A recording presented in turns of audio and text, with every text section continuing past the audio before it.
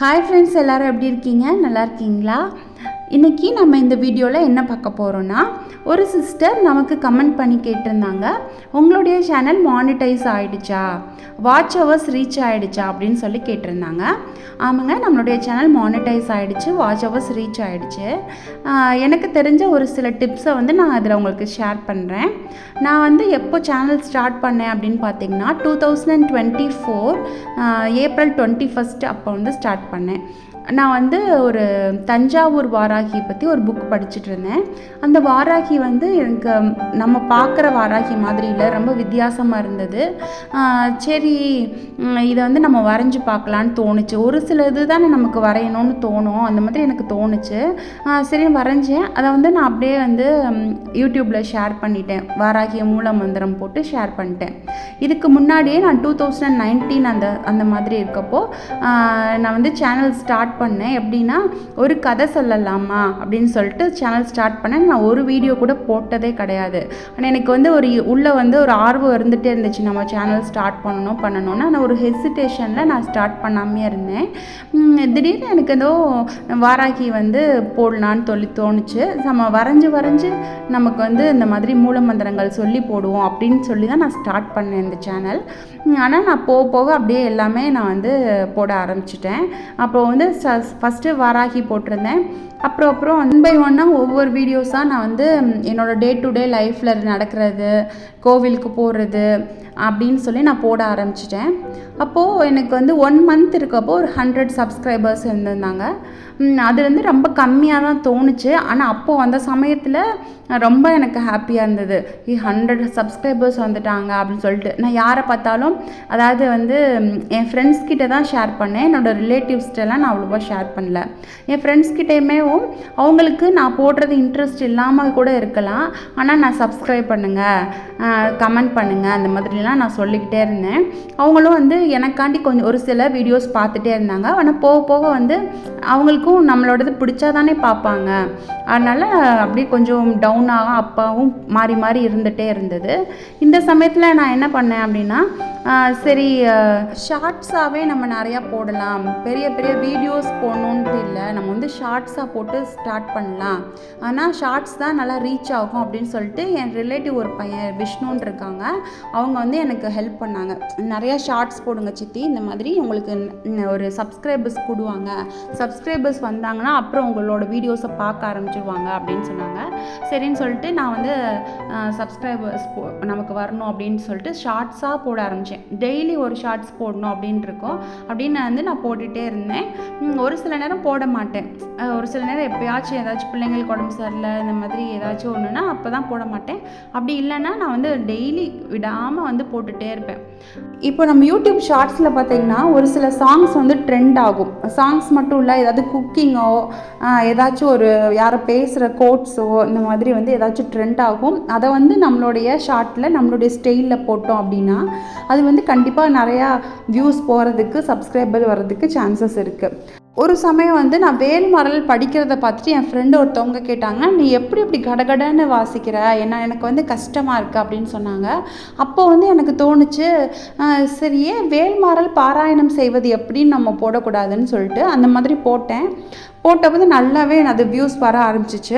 அது ஸ்டார்டிங்லேயே நான் ஃபுல் வேல்மாறலுமே சொல்லி நான் போடலை, 6 அடிகள் மட்டும் தான் போட்டிருந்தேன். அப்போ எனக்கு என்ன தோணுச்சுன்னா, நம்ம கொஞ்சம் பெரிய வீடியோ மட்டும் போடுவோம், எடுப்பில் ஒரு 10 மினிட்ஸ் 15 மினிட்ஸ்ன்னு போட்டோன்னா பார்க்க மாட்டாங்க அப்படின்னு சொல்லி தோணுச்சு. அதனால தான் நான் ஒரு எவ்வளோ தூரம் போட்டோன்னா அது வீடியோவாகுமோ அவ்வளோ தூரம் மட்டும்தான் போட்டேன். அதே மாதிரி அது நிறையா வியூஸ் போச்சு. இதை கூட நம்ம புதுசாக யூடியூப் ஸ்டார்ட் பண்ணுறவங்க ஒரு டிப்பாக ஃபாலோ பண்ணலாம். எடுப்பில் 15 நிமிஷம் 20 நிமிஷம் போடுறதுக்கு ஒரு 3 நிமிஷம் 4 நிமிஷம் போட ஆரம்பிச்சோம்னா, சரி சின்ன வீடியோவாக தானே இருக்குது, இது என்ன தான் போட்டிருக்காங்கன்னு பார்ப்போன்னு சொல்லிட்டு கண்டிப்பாக அதை போய் பார்ப்பாங்க. இதை ஒரு டிப்பாக கூட ஃபாலோ பண்ணிக்கலாம். அப்புறம் பிரபஞ்சத்துக்கு எழுதுகிற பழக்கம் எனக்கு இருக்குது. அதாவது இப்போ எனக்கு ஏதாவது வேணும் அப்படின்னா தொடர்ச்சியாக எழுதுவேன். எனக்கு இப்போ அதில் நீங்கள் பார்த்தீங்கன்னா 500 சப்ஸ்கிரைபர்ஸ் வேணும்னு எழுதியிருக்கேன். அது அப்போது அந்த முன்னாடி எழுதுனது. எனக்கு 500 சப்ஸ்கிரைபர்ஸ் ரீச் ஆகிட்டாங்க, என்னோடய சேனல் மானிட்டைஸ் ஆகிடுச்சு அப்படின்னு சொல்லி எழுதிட்டே இருந்திருக்கேன். இது வந்து பிரபஞ்சத்துக்கு போய் சேரும், இது கண்டிப்பாக நடக்கும். இந்த மாதிரி எனக்கெல்லாம் நடந்திருக்கு. அப்படி கூட நம்ம வந்து ட்ரை பண்ணலாம். நம்மளோட முயற்சியும் தானாகவே அது வந்து பண்ண வைக்கும். நம்ம பிரபஞ்சத்துக்கு எழுதுகிறப்போ நம்ம சப்கான்ஷியஸ் மைண்டுக்கு போய் நம்மளை வந்து வேலை பாரு, நீ ஏதாவது பண்ண, ஏதாவது செய் அப்படின்னு சொல்லி நம்மளை வந்து மோட்டிவேட் பண்ணி நம்மளை பண்ண வைக்கும். அந்த மாதிரிலாம் நான் பண்ணேன். அப்புறம் ரிலேட்டட் வீடியோஸ்ன்னு சொல்லி வருது இல்லையா, அதில் நான் போடுவேன். எந்த ஷார்ட் இப்போ முருகரை பற்றி கோவிலுக்கு போனேன்னு சொல்லி நான் ஒரு ஒரு ஷார்ட் போடுறேன் அப்படின்னு சொன்னால் அந்த ஷார்ட்டுக்கு ரிலேட்டடாக வர வேல்மாறல் பாராயணம் செய்வது எப்படின்ற வீடியோவை போடுவேன். அப்படி போடுறப்போ ஒரு 10க்கு ஒருத்தராச்சும் வந்து அந்த இதில் என்ன போட்டிருக்காங்கன்னு போய் பார்ப்பாங்க. அப்படி பார்க்குறப்போ நமக்கு அதில் வந்து வியூஸ் வரும். இப்படியே போய் போட்டு தான் வந்துட்டு எனக்கு போச்சு. எப்படியும் நம்ம 1000 வியூஸை ரீச் பண்ணிட்டோம் அப்படின்னு சொன்னால் அப்புறம் யூடியூபே நமக்கு கொஞ்சம் சஜஸ்ட் பண்ண ஆரம்பிக்கும். இன்னும் கொஞ்சம் வீடியோ பார்க்குறவங்களுக்கும் இது 1000 வியூஸ் போயிருக்கு, அப்போ அதில் என்னமோ இம்பார்ட்டண்ட்டாக இருக்குது அப்படின்னு அவங்களுக்கு யோசிக்க வைக்கும். அவங்க பார்ப்பாங்க. அடுத்ததாக பார்த்திங்கன்னா தம்ப்நெயில் வந்து ரொம்ப இம்பார்ட்டன்ட் சொல்லுவாங்க. ஆனால் நான் வந்துட்டு தம்ப்நெயில் வந்து ஒரு இப்போ எதை பற்றி சொல்கிறேன் அப்படின்னா அதை பற்றி ஒரு ஃபோட்டோவை தான் நான் போடுவேன். அது வந்து எனக்கு இப்போ வேல்மாறலாம் எடுத்துக்கிட்டோன்னா அது ஒரு நல்ல ரீச் போனதுக்கப்புறம் தான் அதுக்கு நல்ல தம்ப்நெயிலே செட் பண்ணேன். அப்போ தான் இன்னும் நல்ல வியூஸ் போகும் அப்படின்னு சொன்னாங்க. அதனால நான் செட் பண்ணேன்.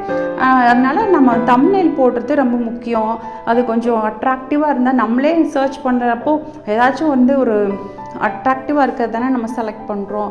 அது மாதிரி தான். ஸோ அந்த மாதிரி ஃபாலோ பண்ணலாம். அதுக்கப்புறம் என்னென்னா ஒவ்வொரு வீடியோ வந்து முடிகிறப்பையும் நமக்கு சஜஷனில் வந்து காட்டும். ஒவ்வொரு வீடியோக்குமே நம்ம போய் வந்து இப்போ ரீசெண்டாக போடுற வீடியோ வந்து நமக்கு காட்டணும் அப்படின்னு சொன்னால் நம்ம அந்த மாதிரி செட் பண்ணி வைக்கலாம். யூடியூப் ஸ்டுடியோவில் போயிட்டு நம்ம வந்து கடைசியில் ரெக்கமெண்டேஷனில் வந்து நம்ம கொடுக்கலாம். அப்படி கொடுத்தோன்னா அதுவுமே நிறையா வியூஸ் போகிறதுக்கு சான்ஸ் இருக்குது. இப்போ நமக்கு ஆல்ரெடி ஒரு வீடியோ வந்து நல்லா ட்ரெண்ட் ஆகிட்டு இருக்குது, ஒரு வீடியோ வந்து நல்லா வியூஸ் போயிட்டு இருக்கு அப்படின்னு சொன்னால் அந்த வீடியோ கிட்ட போயிட்டு எண்டிங்கில் நம்ம புதுசாக போடுற வீடியோவோ இல்லது நல்லா இருக்குன்னு உங்களுக்கு தோணுதானா வியூஸ் போகாமல் இருக்குது அந்த வீடியோவை போட்டிங்கன்னா அது கண்டிப்பாக வந்து வியூஸ் போகும். இப்போ நான் ஃபாலோ பண்ணதெல்லாம் இந்த டிப்ஸ் மட்டும்தான். என்னென்னா கொஞ்சம் குட்டி வீடியோவாக போட்டது ஒன்று. அதுக்கடுத்து வந்து நமக்கு ரெக்கமெண்டேஷன் கொடுக்குறது, ரிலேட்டட் வீடியோஸில் போடுறது, அப்புறம் ட்ரெண்டானதை வந்து ஷார்ட்ஸில் போடுறது, அந்த ஷார்ட்ஸில் ரிலேட்டடாக ஒரு வீடியோவை கொடுக்குறது, இந்த மாதிரி தான். இது போக நான் நிறையா சாமி கும்பிட்டுக்கிட்டே இருப்பேன். அதையுமே நான் வந்து ஷேர் பண்ணிக்கிட்டே இருப்பேன். எனக்கு என்னோடய வீடியோஸ் வந்து ரீச் ஆச்சுன்னா அதுக்கு கண்டிப்பாக வந்து மானிட்டைஸ் ஆச்சு அப்படின்னா அதுக்கு முருகப்பெருமான் தான் காரணம்.